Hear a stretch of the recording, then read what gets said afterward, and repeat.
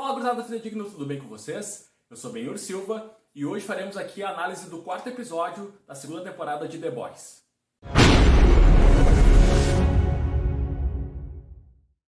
Lembrando de espartada que você pode se inscrever no nosso canal, clicar na setinha para receber novas notificações e também curtir o vídeo aqui embaixo. O quarto episódio de The Boys foi um pouco mais intimista e esqueceu ali toda aquela pancadaria que aconteceu no terceiro episódio. Um ritmo mais lento e mais calmo, o quarto episódio focou mais na questão dos relacionamentos dos personagens entre si e entre outros núcleos. Começando então pelo Homelander, o nosso querido Capitão Pátria, mais uma vez se superou aí com a questão de crueldade. A gente acaba descobrindo que a Steel, na verdade, é um doppelganger ali, um personagem que consegue se transformar, um metamorfo. E a gente tem um diálogo bem esquisito ali entre os dois, numa hora até o metamorfo se transformando no próprio Homelander, mostrando o quão narcisista e egocêntrico o personagem é. Ele acaba matando o pobre metamorfo e mostrando aí cada vez mais que ele é cada vez mais cruel. Aliás, o Homelander continua aí um dos personagens mais fortes da trama, inclusive sendo aí até onipresente em todos os diálogos e todos os núcleos que a gente viu ao longo do episódio. Isso é algo muito interessante porque mostra realmente que ele é uma grande ameaça, não só para os rapazes, mas também para os próprios Sete, já que a própria VOD já tem um pouquinho de medo dele, mesmo que consiga colocar ele ainda no bolso, consiga controlar o personagem, mas ao mesmo tempo a gente vê ali que os Sete já temem ele com uma, digamos assim, com um pouquinho mais de potência. E isso fica muito claro quando tem um diálogo específico entre ele e a Starlight, vendo quem é realmente, vendo qual é a dela afinal. Ele dá uma prensa nela, a gente vê que o medo da personagem é muito grande, e algo bem justificável, já que a gente já viu o que ele é capaz de fazer. Aliás, a Starlight foi um dos grandes destaques desse episódio. Ela teve aí um grande desenvolvimento de personagem, e isso foi algo muito positivo. Ela, o Hugh e o Mother's Milk foram atrás aí de informações sobre a Stormfront, já que ela arrebentou a boca do balão no terceiro episódio. Nessa road trip que a gente vê aí, tem diálogos bem legais, a gente consegue enxergar o porquê da Starlight ser tão introspectiva e também consegue entender um pouco como o Mother's Milk funciona, algo que pra mim foi muito legal, já que eu gostei demais aí do desenvolvimento dos personagens nessa segunda temporada. O relacionamento dela e do Hugh também é aprofundado, a gente vê que existe ali um amor entre eles, só que também há questões que fazem com que eles se distanciem, principalmente o ponto da Starlight ainda ter ainda muito amor pelo heroísmo. Isso fica muito claro numa cena específica ali que tem um acidente e que ela quer usar os poderes para ajudar, só que eles meio que impedem ela de fazer isso. Falando de relacionamentos então, a gente também tem um reencontro que foi bem esperado, só que até foi antes da hora do que a gente imaginava, que foi entre a Becca e o Billy Butcher. Os dois acabam se encontrando e tendo um diálogo também interessante sobre questões assim de deixar tudo para trás. Ele quer ter a vida dele normal de volta e ela agora não tem mais uma vida normal. Ela é mãe de um super, algo que ele abomina completamente. Ainda mais que o filho da Becca é filho também do Homelander. O principal rival aí do Butcher, então, deixa ele ainda mais receoso em relação ao futuro. Essa talvez seja a primeira parte da humanização do personagem.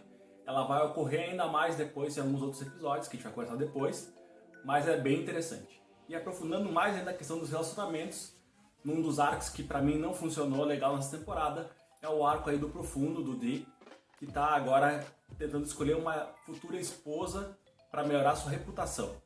A gente vê ali diversas entrevistas soltas ao longo do episódio, a gente fica sem entender no primeiro momento, mas depois a gente consegue enxergar ali qual é o propósito disso. As entrevistas são para mostrar ali que ele tem que ter a parceira perfeita, algo que é bem escroto, né, por parte de próprio The Boys, mas The Boys é isso, mas também principalmente por causa do personagem, que tem um arco de ser uma pessoa muito ruim e que está sendo recompensada pelos seus erros agora do passado. Se por um lado a gente tem relacionamentos que estão tentando se desenvolver, por outro a gente tem confrontos que estão sendo desenvolvidos.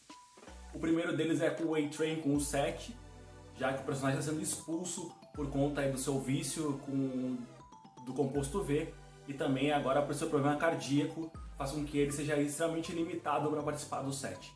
Esse confronto ele é o ponto de ignição de um outro confronto que acontece entre o Homelander e a Rainha Maeve, já que num programa de entrevistas, após a revelação que o H.J. está saindo do grupo, o Homelander é confrontado e a repórter pergunta sobre a questão de diversidade no grupo, dizendo que a VOD escolheu apenas personagens brancos praticamente para integrar aí o set, e ele fala que o Black Noir também é um personagem negro, que o A-Train é negro e que está saindo, infelizmente. Ele acaba revelando que uma personagem do grupo é homossexual e acaba falando que é a Rainha Maeve e que ela tem um relacionamento já com uma outra mulher.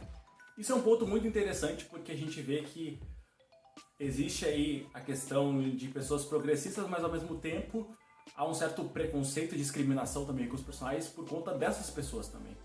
Porque elas usam isso, na verdade, para poder lucrar e também aí aparecer cada vez mais. E algo que o Homelander faz, se aproveitando da questão da homossexualidade da Rainha Maeve, querendo promover ainda mais o set. Mas o principal ponto dos confrontos realmente está com a questão da Stormfront, que tem aí uma parte do seu passado revelado quando ela era a Liberty. O Mother's Milk, a Starlight e o Hugh conheceram o passado sombrio que ela tem e que ela já atacava minorias nos Estados Unidos há muito tempo. Ela acabou matando um jovem negro porque quis, acusando ele de um crime que não cometeu e mostrando um pouco da perseguição que ela faz aí com outras raças a não ser a branca. E é muito interessante esse jogo que The Boys faz, porque ao mesmo tempo que mostra o passado obscuro dela no presente, a gente vê as atuações da Stormfront como uma supremacista branca em diversos momentos, mas quando ela joga pro povo, ela se mostra uma pessoa muito legal, muito cool e outras coisas mais, mesmo sendo um monstro de pessoa. Isso é muito importante porque é uma conversa muito atual que a gente tem sobre racismo, sobre ódio principalmente, e como é fácil mover massas, já que a Stormfront tem um discurso muito forte de ódio e que o ódio é muito mais forte do que a conversa, o respeito e o amor hoje em dia nas redes sociais. Algo que a gente vê todos os dias no mundo inteiro. A gente tem memes maravilhosos, inclusive, no meio do episódio, e também tem um confronto direto do Homelander com a Stormfront por conta de todo esse egocentrismo que ele tem e ele consegue enxergar que ela está sendo uma grande ameaça para sua liderança. Esse confronto é bem interessante, a gente tem um diálogo muito bom dela mostrando que o Homelander pode ter admiradores, mas ela tem um exército. Algo que é muito mais forte, ainda mais nos tempos que nós vivemos hoje em relação a essa rede de ódio que existe. O episódio, então, ele foi pautado mais na questão de diálogos extensos, mais lento, tentando explicar um pouquinho origens, relacionamentos, confrontos e também outros pontos interessantes. Foi um bom episódio, a gente tem um bom roteiro aqui sendo desenvolvido e nos próximos episódios, nos próximos capítulos, a gente vai ter ainda muito mais coisa. A chapa vai esquentar, meu parceiro. E vocês curtiram o episódio? Gostaram de tudo que aconteceu até agora? Comenta aqui embaixo. Siga o Fidedigno nas redes sociais, dá aquela forcinha no apoio, pelo menos R$5 ajuda a gente bastante. Escuta o Martelado Nosso de cada dia, ali em todos os agregadores de áudio, e também dá aquela forcinha lá na Twitch. A gente tem um canal na Twitch bem bacana aí, com live praticamente todo dia.